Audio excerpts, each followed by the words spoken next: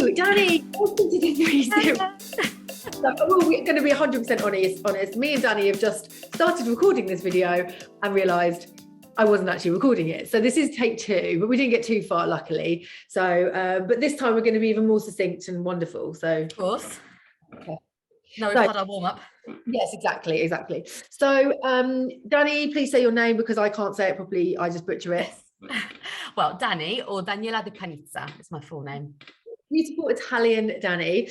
Danny is a positive psychology coaching training, and she is gracing us on the 3-0 to give us some lovely tips on positive psychology and the themes that are surrounding that and the things that she's learned during her masters. Yeah. So give us an overview of actually what positive psychology is. Something that I have only heard of in the last couple of years, and if I've only heard of it the last couple of years, then maybe. Yeah, well, listen, firstly, thank you for having me. Super grateful to be here. I started this Sunday off by going to the gym, and it's just getting better and better. So I feel full of positive vibes. But yeah, so equally, this is probably going to sound quite surprising, but I also only heard of positive psychology in recent years, which sounds a bit mad given that I've decided to spend a lot of time, effort and money on studying more about it. But I think for me, I always knew about traditional psychology, and there are lots of different kind of branches within that, clinical, criminal, behavioral and so forth. But this is really, positive psychology has been around for a while, but it's really gained a lot of momentum in recent years.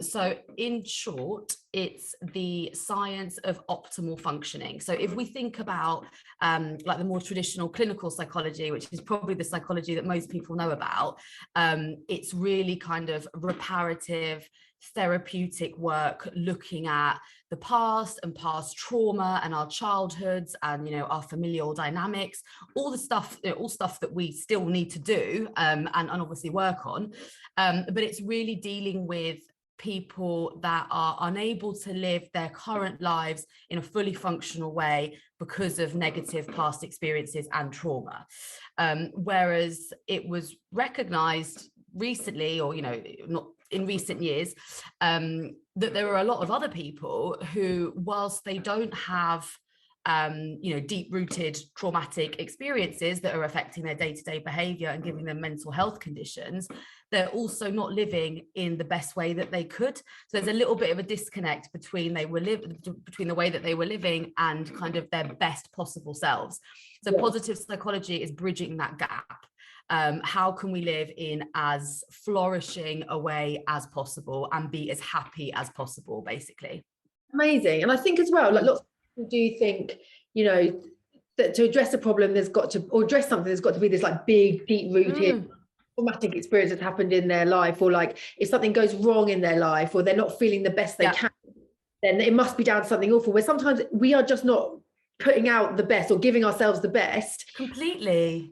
Maybe you don't need therapy, maybe you don't need to go to a psychologist. You just have to make some like smaller changes in your life and live in a better way. And I guess that is kind of like what positive psychology is, just taking. Yeah, exactly. And I think a lot of the way that we, certainly our generation still, I think thankfully it's changing a bit more now. I think in schools now you hear of kids doing meditation and lots of like self-awareness work and reflection exercises. For our generation, like we weren't taught to live in optimal ways. It was just kind of that's not the way that the education system worked for us. That's not how we've been conditioned. So it's actively trying to break free of all of those unhealthy kind of chains and structures that have been forced upon us, really, in order to try and live more authentically, or in a way that is truer to ourselves.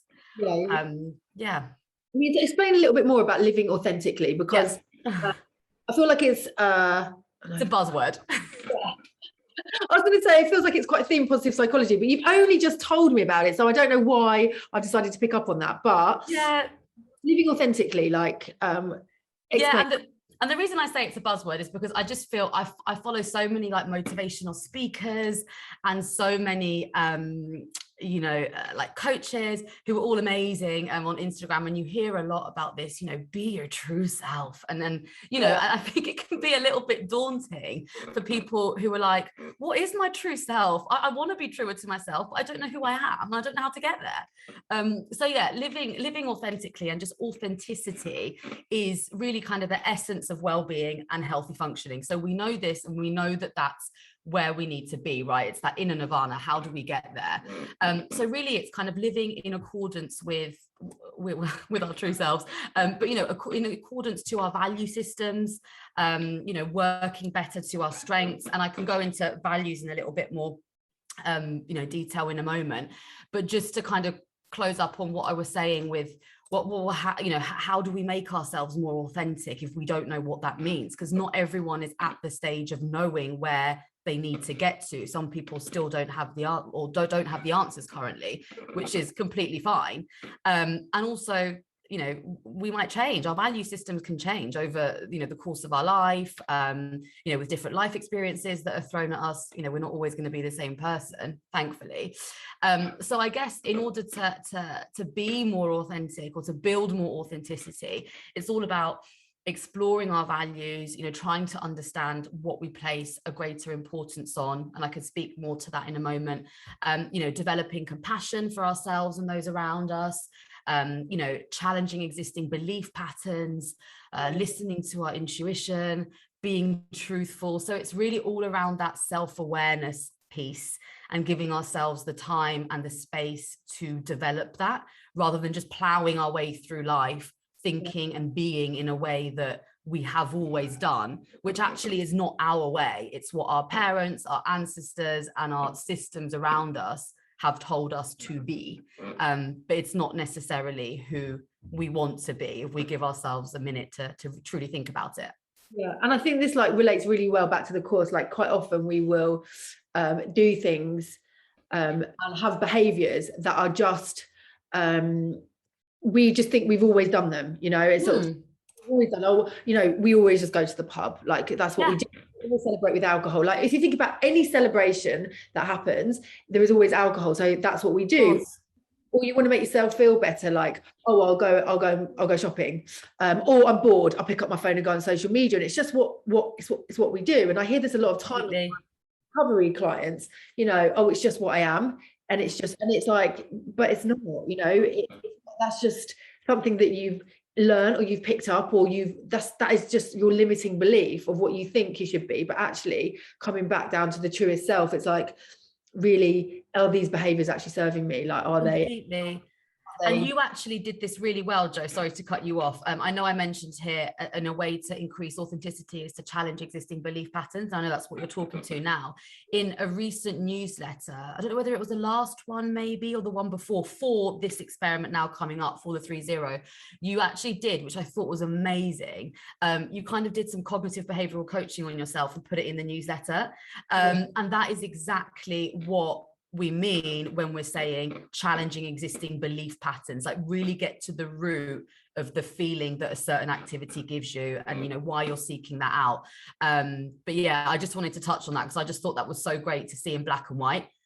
Yeah, I was actually quite surprised when I did it, because I was actually testing out the workbook myself, and I was like, oh, why don't I just test it on myself? And obviously, my problems with alcohol and drugs are, I wouldn't say behind me, but they're for sure, they're no longer prominent in my life. But I definitely have other things, I need to put down my phone more. The other day, there's always something, isn't there? I don't feel that great today. I was like, oh, do you know what? I'm going to go buy some beauty products. I was like, oh, just don't buy any more beauty products. It's going to make you feel that much better. Yeah.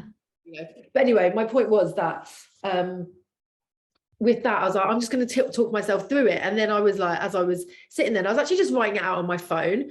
And I was like, oh yeah, this is so true. And I always kind of knew that I love that sense of belonging with the crowd. But I never really understood that it was, I just associated it all together, drugs that I love, and it wasn't. And this is why it was so scary to stop that, because I was like, I'm going to my husband, my job, my whole community built around it. And in fact, I've not lost it at all. In fact, better and better and better and better. Yeah, and that's the thing. I you know, I hear you. I don't profess to be completely sober right now. I know this isn't just about that, anyhow. But certainly those few times that I think, do you know what? I'm just going to go to that event and not drink. Yeah. I'm a better version of myself. I have more energy for people. I'm better the next day. So I show up for myself more the next day. Like everything really is just easier and better. So yeah, it's just it's an untrue kind of thought or fear that we have. Yeah. And I mean, I'm going to caveat that with like, you know, also that there is fun to be had with drinking and like getting on it. Of course. Sure, there's been loads of nights that I've had like the most amount of fun, but it does get to the point, you know, as you get older, I definitely feel like, I hate to say age plays a factor, but it does, like when you just are like, is it worth it anymore, and is this really what I want to be doing with my life? And it is actually really good fun when you're 22, and when you're 20, of course, when you're just like, fuck it, like I just want to be out all night. Like I wanted to be a wreckhead, like I did. Yeah, me too. That was I literally had no goals. Like I had nothing that I was striving towards other than just have as much fun as possible, which is great in your 20s, but hopefully we move on from that point, right? And that's when you start to think, oh shit, who am I? Yeah. How do I get to where I need to be? What are the tools and strategies to help me? And you know, that's why the community that you're building here, and why communities like this I think are so special and so important, because if they catch people at the right time, they can be absolutely life-changing. Hope so. So Danny, thank you so much. We have got to the end of week 1, but thank you so much, and we will see you next week for, well, week 2. Fab. Bye, thank you so much.